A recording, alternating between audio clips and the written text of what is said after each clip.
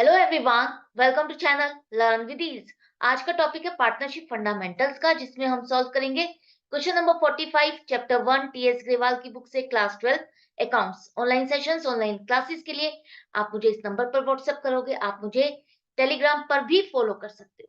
तो क्वेश्चन में दो पार्टनर टीशा और दिव्या, दोनों के कैपिटल के क्रेडिट बैलेंस है। कैपिटल के क्रेडिट बैलेंस ही होते हैं जिसे आप बैलेंस शीट में क्रेडिट साइड पर शो करते हो।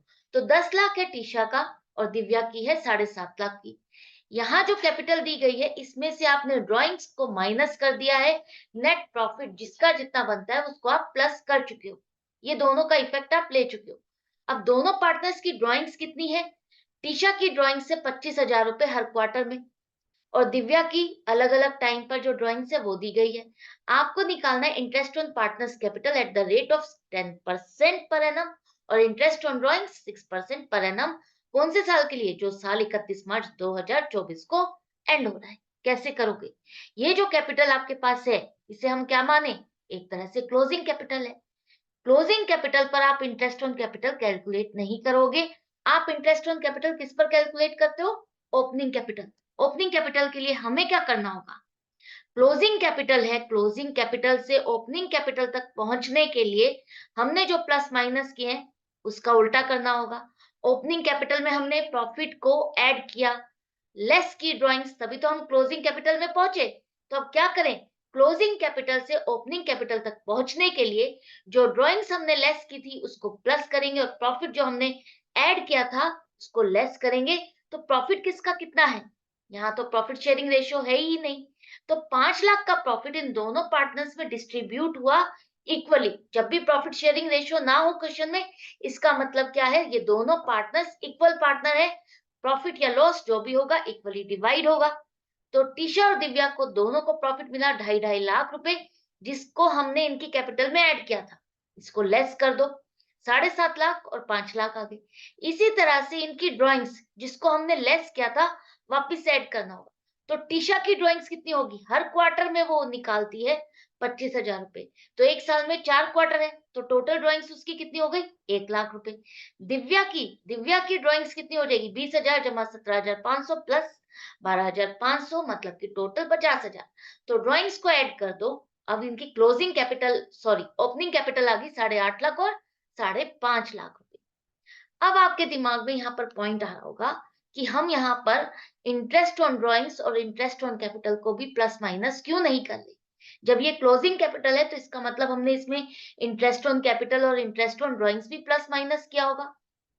नहीं, यहाँ पर आप इंटरेस्ट ऑन ड्राइंग्स और इंटरेस्ट ऑन कैपिटल को प्लस माइनस नहीं करोगे। क्यों नहीं करोगे? यहाँ पर स्पेसिफिकली लिखा है कि हमने सिर्फ नेट प्रॉफिट और ड्राइंग्स का ही इंपैक्ट लिया है। नेट प्रॉफिट 5 लाख का ही इंपैक्ट लिया है, पूरा का पूरा भी इंटरेस्ट ऑन कैपिटल और इंटरेस्ट ऑन ड्राइंग्स का इंपैक्ट इस पर नहीं आया। करेक्ट है? तो आप यहाँ पर इंटरेस्ट ऑन ड्राइंग्स और interest on capital plus minus नहीं करोगे। ओपनिंग कैपिटल आपके पास आ गई 8.5 लाख और 5.5 लाख।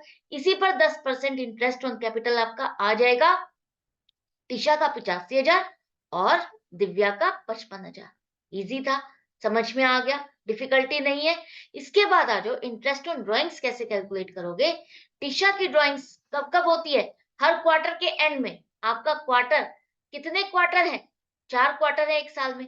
तो पहला क्वार्टर होगा आपका 1 अप्रैल से 30 जून, और एंड ऑफ द क्वार्टर अगर वो विड्रॉ कर रही है इसका मतलब 30 जून को वो विड्रॉ कर रही है।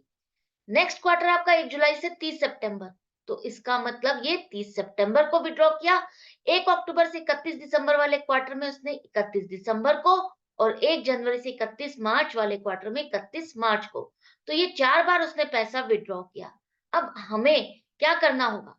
क्या हम अपना वो वाला फॉर्मूला अप्लाई कर सकते हैं जिसमें सेम अमाउंट विड्रॉ की जा रही हो और टाइम इंटरवल भी सेम हो? हाँ, कर सकते हैं, क्योंकि हर क्वार्टर में वो सेम अमाउंट विथड्रॉ कर रही है, 25,000, 25,000, 25,000। और जो टाइम गैप है, हर एक ड्राइंग के बीच में देखो 3-3 महीने का गैप है। जब वो पहला विथड्रॉ किया, उसके बाद जो दूसरा विथड्रॉ किया, 3 महीने का गैप। फिर इन दोनों के बीच में 3 महीने का गैप और इन दोनों के बीच में भी 3 महीने का गैप। तो जब टाइम इंटरवल और अमाउंट सेम हो विथड्रॉल की, तो हम अपना फंडा लगा सकते हैं। फर्स्ट ड्राइंग उसने कब विथड्रॉ की? 30 जून को। तो 30 जून को जब उसने 25,000 रुपए विथड्रॉ किए, उस पैसे को उसने कितने टाइम के लिए यूज किया? 1 जुलाई से 31 मार्च तक, मतलब कि 9 महीने। और जो लास्ट ड्राइंग है उसकी 31 मार्च को की, तो हमारा फाइनेंशियल ईयर कब खत्म हो जाएगा? 31 मार्च 2024। और इसी डेट को अगर उसने पैसा विड्रॉ किया, तो इस फाइनेंशियल ईयर में उसका इंटरेस्ट ऑन ड्राइंग्स नहीं आएगा, 0 मंथ्स आएगा इसका। तो अब आपका एवरेज पीरियड क्या होगा? 9 प्लस 0 अपॉन 2, 4.5 मंथ्स। हमें इंटरेस्ट कैलकुलेट करना है कौन से रेट से? 6% के रेट से। टोटल ड्राइंग्स 1,06% के रेट से 4.5 महीने का इंटरेस्ट आ गया 2250 रुपए, 2250 रुपए। करेक्ट है? टीचर का आपको समझ में आ गया? इसी तरह से दिव्या का क्या करोगे? दिव्या की जो ड्राइंग्स है वो सेम अमाउंट नहीं है। जब भी उसने पैसा विड्रॉ किया, सेम अमाउंट नहीं है, हर बार अलग अलग अमाउंट है। और जो टाइम गैप आ रहा है वो टाइम गैप भी सेम नहीं है, अलग है। ठीक है? तो हम यहाँ पर अपना वो वाला फंडा नहीं लगा सकते, फर्स्ट ड्राइंग और लास्ट ड्राइंग वाला। हमें यहाँ पर अलग अलग अमाउंट के लिए टाइम पीरियड के अकॉर्डिंग कैलकुलेट करना होगा। देखो, जैसे कि 31 मई 2023 को जो पैसा उसने निकाला 20,000 रुपए, वो 1 जून से 31 मार्च तक उसने यूज किया, मतलब कि 10 महीने। तो 10 महीने का इंटरेस्ट 6% के हिसाब से 1,000 रुपए बन जाएगा। इसी तरह से 1 नवंबर 2023 को जो उसने पैसा निकाला, वो पैसा उसने कब से कब तक यूज किया? 1 नवंबर से 31 मार्च, मतलब कि 5 महीने। तो इस पर 6% के हिसाब से बनेगा 437 रुपए 50 पैसे। हम इसको यहाँ पर राउंड ऑफ करके ले लेंगे 438 रुपए। नेक्स्ट उसने 1 फरवरी 2024 को विड्रॉ किया, तो 1 फरवरी से 31 मार्च तक 2 महीने के लिए उसने पैसा यूज किया, जिस पर इंटरेस्ट बनेगा 125 रुपए। तो टोटल इंटरेस्ट ऑन ड्राइंग्स 1563 रुपए हो जाएगा। तो यही चीजें आपको कैलकुलेट करने के लिए कहा था। इंटरेस्ट ऑन कैपिटल भी हमने कैलकुलेट कर ली और इंटरेस्ट ऑन ड्राइंग्स भी कैलकुलेट कर लिया। तो यही क्वेश्चन आपका कंप्लीट हो गया। आई होप आपको अच्छे से समझ में आ गया। डाउट या कंफ्यूजन है तो कमेंट सेक्शन में लिख करके पूछ सकते हो। अदरवाइज प्रैक्टिस चालू रखो, प्रैक्टिस करते रहो।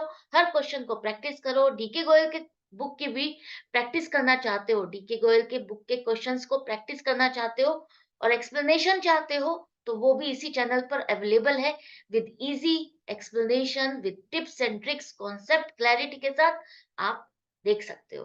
तो मिलती हूँ नेक्स्ट वीडियो में नेक्स्ट क्वेश्चन के साथ। Good bye and take care.